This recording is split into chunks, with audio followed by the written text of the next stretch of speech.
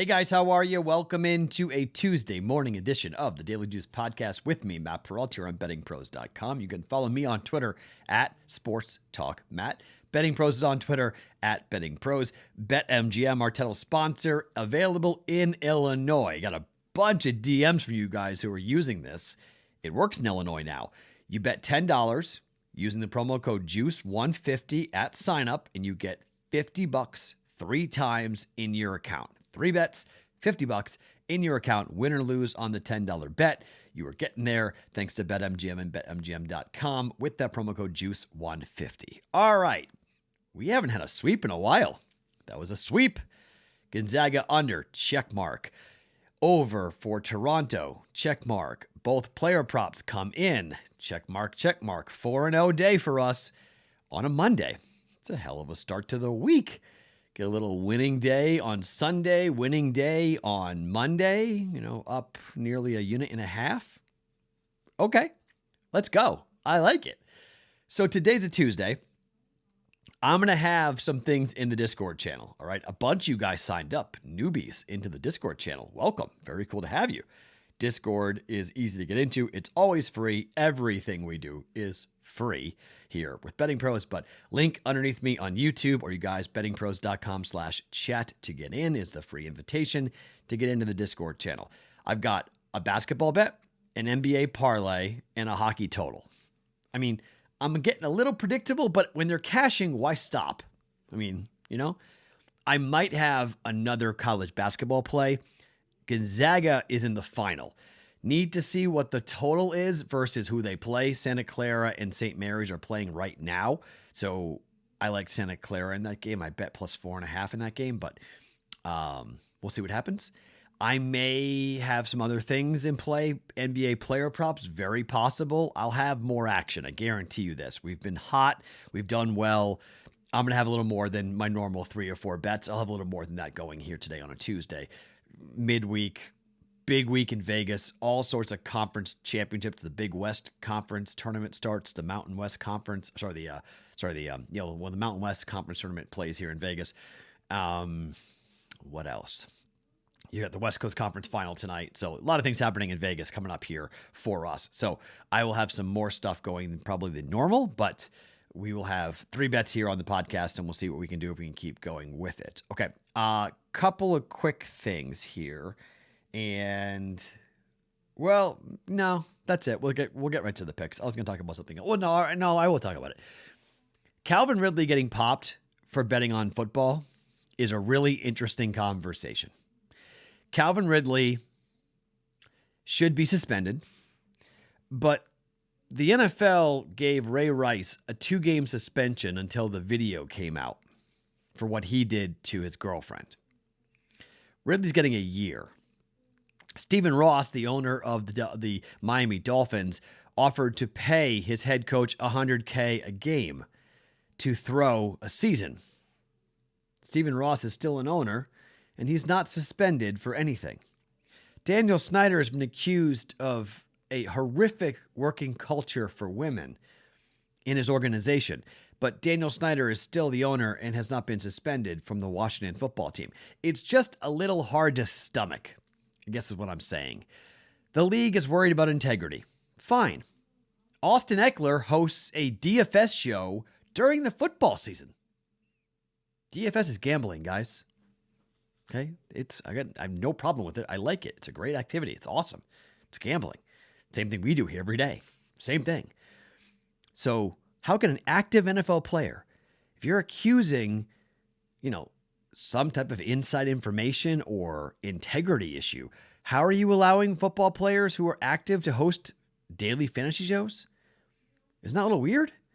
I don't really understand that, to be quite honest. Yes, players need to be prevented from betting on their games, but Ridley wasn't playing. Shouldn't there be a stipulation that states if you are playing in the game you bet on, then you get suspended? Shouldn't that be a bigger deal? He was out. He was away from the team. He was also dealing with a mental condition. He was dealing with a mental illness. He was away for personal reasons. So on top of that, he goes and bets on an app, and he bets a 3-team, a 5-team, and an 8-team parlay. You know what I'm going to say about that, right? Yee. He claims he bet $1,500. That's it.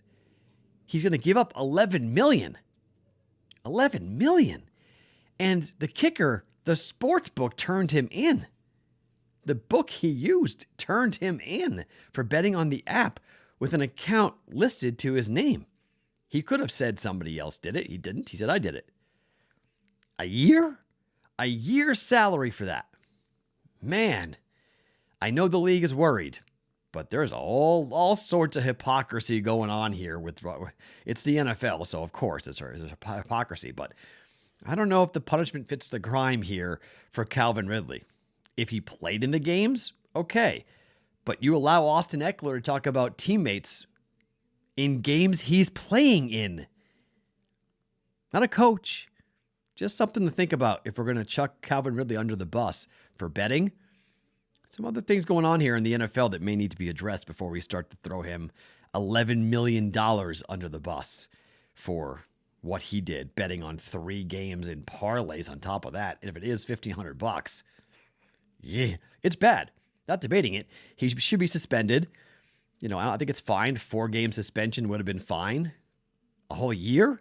17 games? That seems a little steep to me. All right, let's start hockey, basketball, college basketball, NBA. Let's start here with the one college basketball bet. So Bellarmine, right? Bellarmine. They've only been a D1 school for 2 years? They're ineligible to play in the NCAA tournament. So for the conference championship game here today against Jacksonville, game taking place in Louisville, Kentucky, they cannot punch their ticket to the NCAA tournament. It's kind of a weird little scheduling quirk here that Bellarmine's not supposed to be here. So since they are here, they've been asked all year long after having a really good season, what happens if you don't get to go to the dance? They've said it's fine.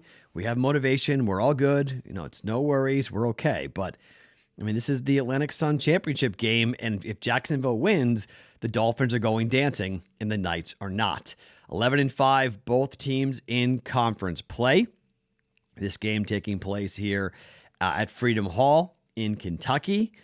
And look, I think this is a very interesting situation. ESPN2 on the coverage here. Line is 3. Okay, when you look at the numbers, it's quite interesting to me.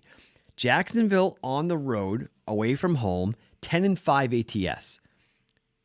Bellarmine, 4-6 at home, 10-6-2 ATS away from home, but 2-3 over the last 5, 4-5-1 over the last 10. Jacksonville is 7-2-1 over the last 10. 19-7-1 ATS on the year. Bellarmine is 14-12-2 on the year ATS. 6-4 Jacksonville against the conference. 7-3 Bellarmine. I'm gonna say it wrong, 15 seconds. Bellarmine. Too difficult of a name to say. The Knights. Let's call them the Knights. Make it easier. Okay. The Knights are 14-12-2 ATS. I got +3 on a championship game. I fully understand that, these have been, a pretty successful run here. They've won by 13-3 so far in the 2 games to get to the final. 10-3 in the 2 games on the way for Jacksonville. I got a +3 number for Jacksonville on the road at Bellarmine. The Knights at home, as I stated, okay ATS. Jacksonville's been really good, 10-5 on the road. I think they're going on the road. I think they're getting a W here. I do. I like the Dolphins. Give me +3 on Jacksonville here in the Atlantic Sun Championship game. They probably win the game outright, but I'll take the 3 points. +3. Jacksonville in the Atlantic Sun Championship game. All right, let's talk a little NHL. We've been good with these overs, man. I'm going to ride it again. I got another over that I'm going to jump in on here. And look, this is New Jersey and Colorado. Colorado is 32-17-5 to the over, okay? New Jersey is 32-22-2 to the over.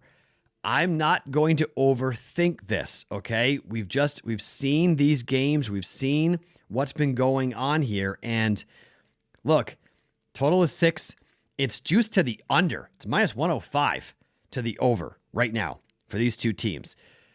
Last 5 for the Avalanche, 7, 3, 8, 5, 9 for them. Goals scored.